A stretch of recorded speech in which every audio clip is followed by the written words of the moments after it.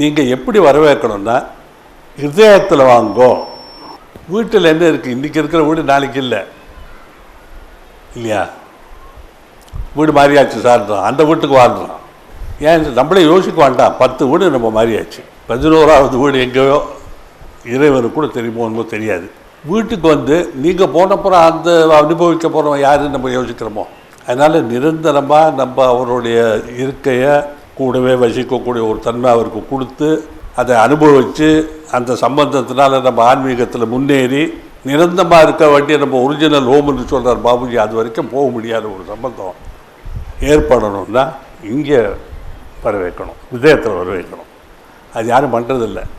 அடே ராமச்சந்திரா, இவர் ரொம்ப இதயத்தையே கேட்குறாரு, என் உள்ளத்தை பறிக்க வந்து உள்ளவரே அப்படின்னாக்க, உள்ளத்தை பறிக்க வரலை, உள்ளத்தில் வசிக்க வந்தவர்.